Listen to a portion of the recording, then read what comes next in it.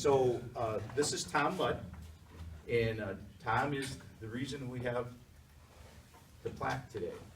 He did the paperwork in order to apply for it.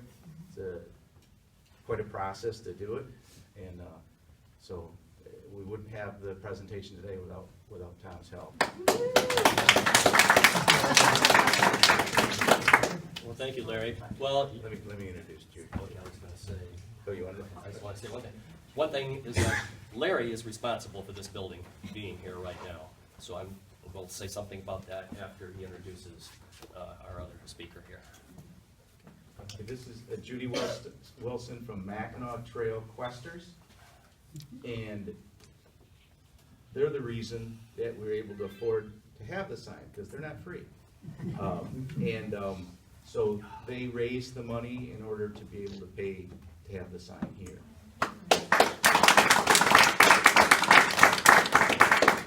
Now, we all did something. We raised the majority of the money, but I believe you got it connected to the building. Yeah, And Tom did the paperwork. yeah, we paid a little bit of it. I was giving you full credit.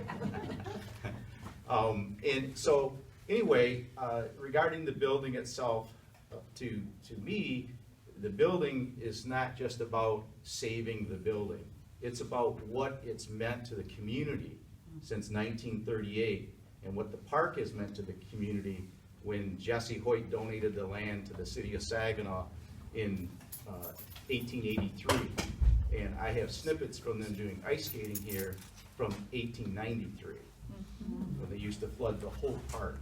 At that time, it's been said anyway, that Hoyt Park was the largest outdoor ice skating rink in the United States. So it's something that the city, to me, really should promote even as much as they possibly can, because if you think about it, inner city or not, who else has that? You know, it's something to really be proud of. But the building itself, what I was getting to is, it's the youth and the family, especially the youth.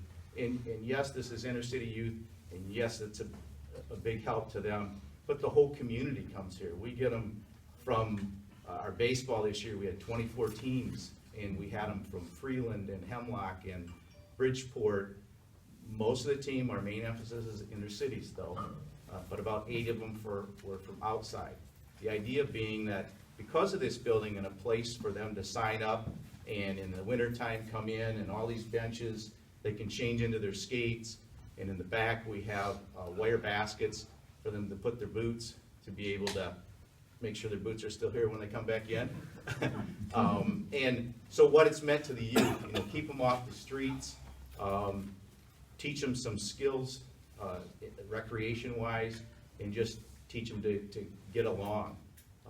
So without that building, this building being renovated, we wouldn't have the ice skating and the sledding, because where would they go to change into their skates? We have radio stations that come here to help promote it during our events, and part of the reason in the wintertime we're able to do is Jeannie Conger is with Positive Results in a Downtown Environment, also known as Pride. They collaborate with us in the winter for our winter events, so she sees quite a bit of the inside of this building too in the wintertime.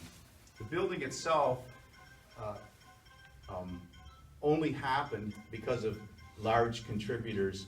I mean, yes, the community got on board and gave money too, but without the help of Renee Johnston and Brian Jackson from Saginaw Community Foundation and their group, we started this booklet 2009.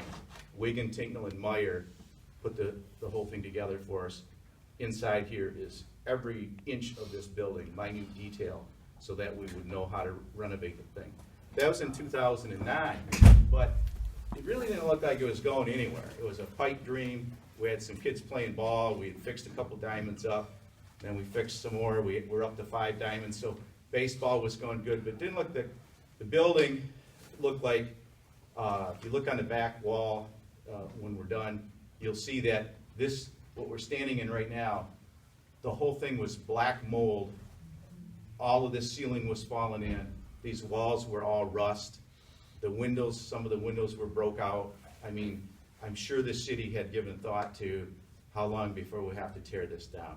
And thanks to the city of Saginaw, and I see Bruce Carradine's here from the city today, thanks to them for at least having the patience to say, well, let's give them a chance. Let's see if we can save that building instead of just tearing it down, especially with all the heritage that it has, being it's been here since 1938.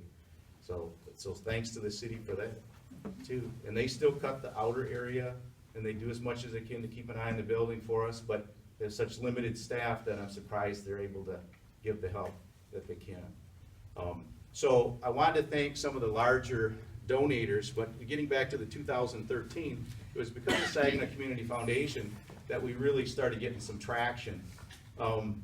They were able to get us in contact with some of the larger donators to at least present and see if they would be interested. Luckily, with organizations, and I'm picking on the ones that I know are here, but Jeff Martin is from Dow in the back of the room there, hiding, probably didn't want to get pointed out. And Wicks, Randall Wicks Foundation, Frank Anderson, Morley, Hemlock Semiconductor, let me see. Was called Citizens Wealth then, now it's Huntington. And from there, B.J. Humphreys oversees Wicks and Link Memorial Foundation, Alan and Marie Nicholas Foundation, Arnold and Gertrude Botel Trust, and last but not least, Garber Foundation, Dick Garber. And not only, they helped raise about $400,000. Or didn't help raise, they donated to these foundations. And that's what was able to fix this building. So far, we've got this part fixed. If you came up the steps, you've seen that it's ongoing yet. We still need to fix those steps. The lower walls are dilapidated, becoming probably a hazard that somebody could get hurt, plus it's an eyesore. So that's our next project. So we have 3 of the 5 stages done, and that's how we're able to then apply to be able to get on the registry now for the building itself. Am I missing anything, Tom? I don't think so. Okay. Say too much? No, not at all, not at all. So, and I see some city councilmen here. John Milne, is it? Okay. And I've seen Floyd. Okay. And our mainstay photographer, Pam Aven. She also works at the YMCA. She's the one that every time I forget to take pictures, she posts them later and says, I didn't forget. And she's here winter, summer. And then the majority of the group is from the Mackinac Trail Questers, am I right? Yes. This whole group here? Okay. So thank you for coming. It's the new gal that walked in. Are we from? Vicki Davis. She's from the city manager's office. Oh, yeah, okay. We Talk to you. talked on the phone. Okay, well, you missed the part where I gave you guys thanks. Because what I was saying is, with the dilapidation of the building, being all black mold and rust and the windows broke out, I said the city had to have, at some point, given some thought to possibly even tearing the building down, because it was really in disrepair.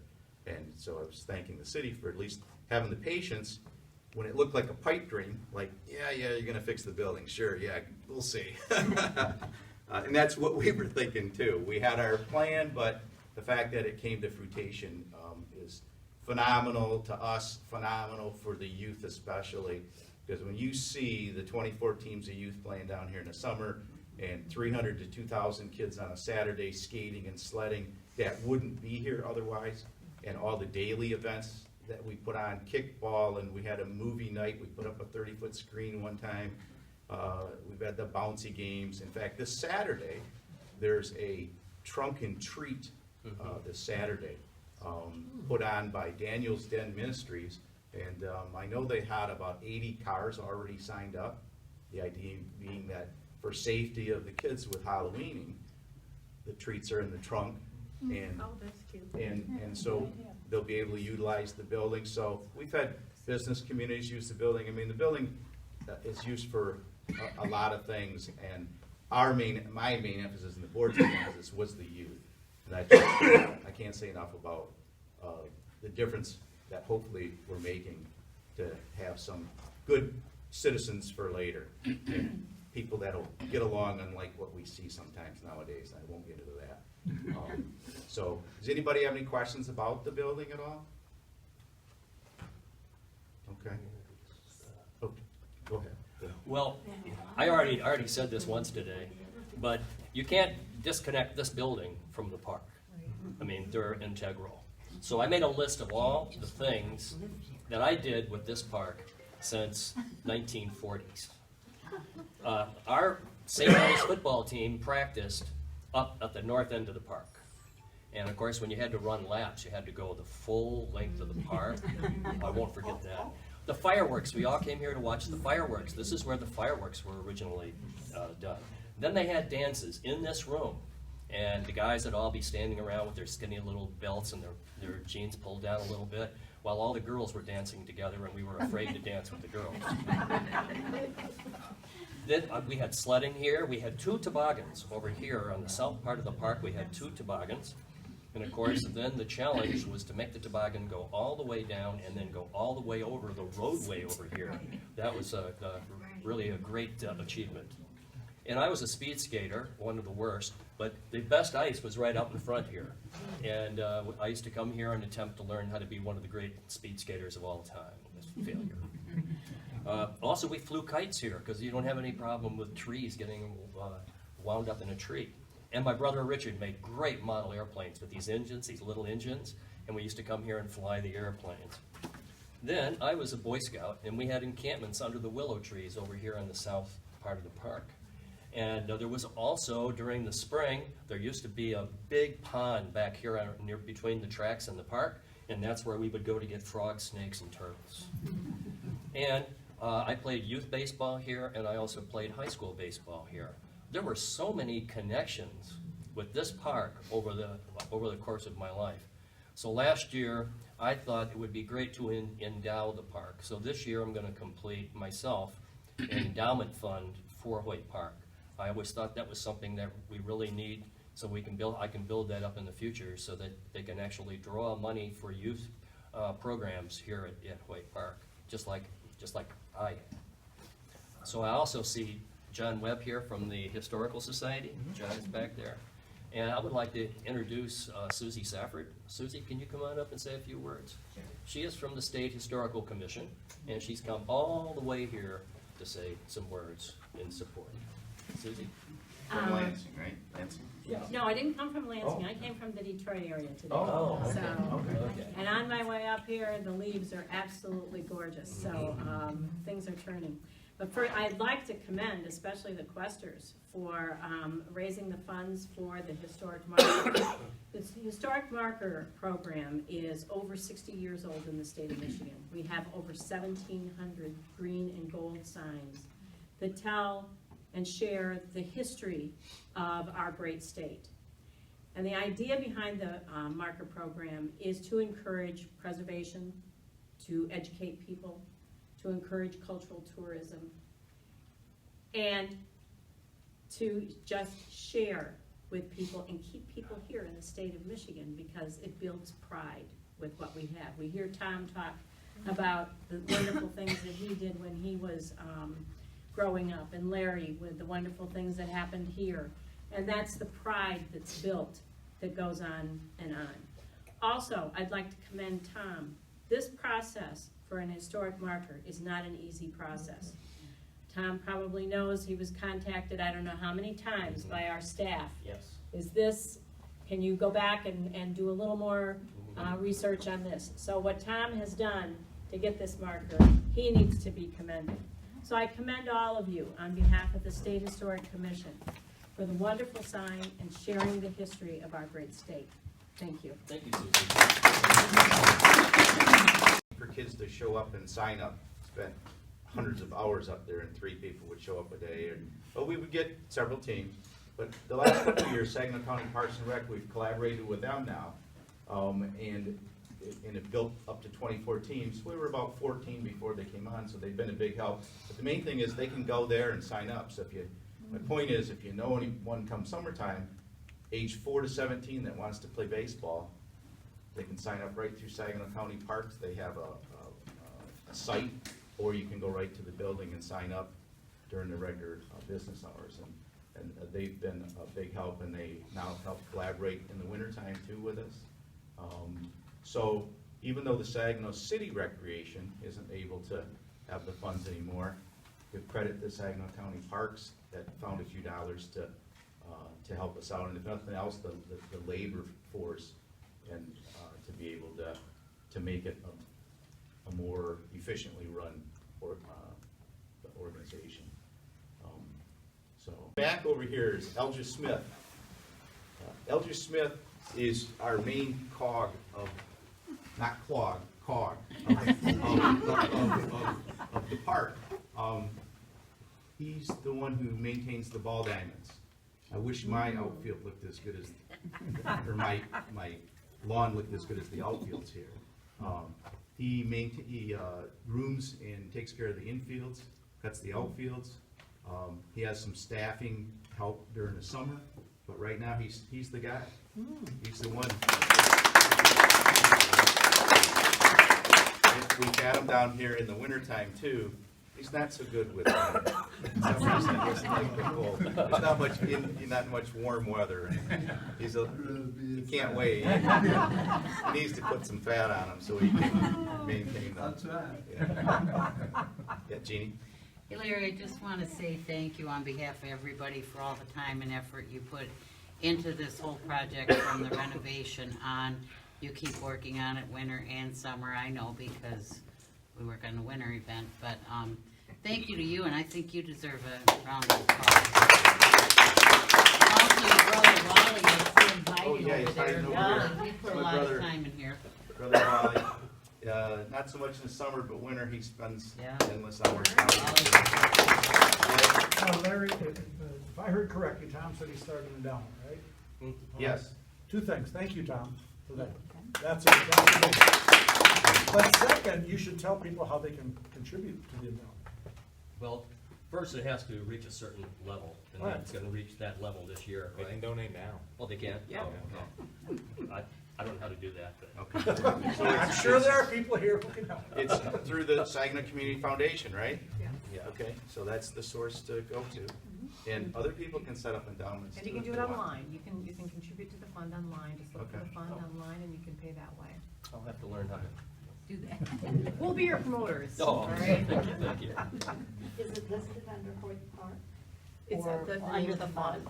Hmm? So you wanna tell everybody what the name of the actual fund is? I think it's I named a fund after me since I have so many funds at the Saginaw Community Foundation. So it's the Thomas Mudd Friends of Hoyt Park Youth Fund. Thank you, Tom. To give you history too of short and sweet of why my brother and I are involved in Algia too. It's not just because we happen to stumble across the place. We grew up on the east side of Saginaw. We know poor, and I'm a little above poor now. But the point is, without Hoyt Park, where I could play ball in the morning, come back and play softball at night, skate and sled, there was flag football in the fall. I really believe, I know, in my case, that it's the difference between the bad group I was hanging around with, that I was headed for trouble, and getting into recreation and exercising. It's probably the reason, that I'm still in okay shape today. It's because of all that recreation that we did down here, but all the friendships that we made. In fact, Algia, we went to school together at Saginaw High. So all those years, more than I wanted to admit to. And my brother Wally went to Saginaw High too. And so it was our way to give back to the community. We don't live in the city anymore. Algia still does. But I know it can make a firsthand difference to the youth because it happened to me. Okay, so. Larry, if I could just really quickly, because I'd be remiss if I didn't comment that, what's happening today is truly a good example of how community comes together and makes a difference for our community. That it really doesn't take a lot of money, it doesn't necessarily take a lot of people You, Larry, are an example that it just takes a few volunteers to have a vision, to make things come to reality. And Tom, you know, it's not the millions of dollars that makes a difference, it's, you know, whatever you can put into it. So that's a true sign of what philanthropy is all about, and it's a true example of how we all look at this as our village and how we take care of our own village. So thank you very much for doing that. Thank you. Okay, so I think we'll go outside now and have an official dedication of the plaque. You stand around it, and she says a few words. And he was the architect of this building, and I have the plans. I have the architectural plans for the building. So I don't know if there's anything else here except this is Bayport stone. And what's really interesting is that about halfway between here and the zoo was a brewery. And that brewery had a lager cave. And that's where you put the beer in the cave, and it keeps it at a certain temperature. So when that brewery went out of business, they used because of prohibition. They took a lot of the stone that built this building was from the brewery that was right here about halfway down towards the zoo. And I guess that's the main. That was the Darmstaetter Brewery. I think that's the main thing here. But this stone came from Bayport. A lot of this stone came from Bayport. And you'll see also out here, fringing the roadways going around here, you'll also see more Bayport stone right here. That's what this whole lower wall, if you noticed it walking up, a lot of it, the water's got kind of topped it out. We need to have that fixed yet. Around the corner there, which you didn't see, that's all gone completely because we stole from there to fix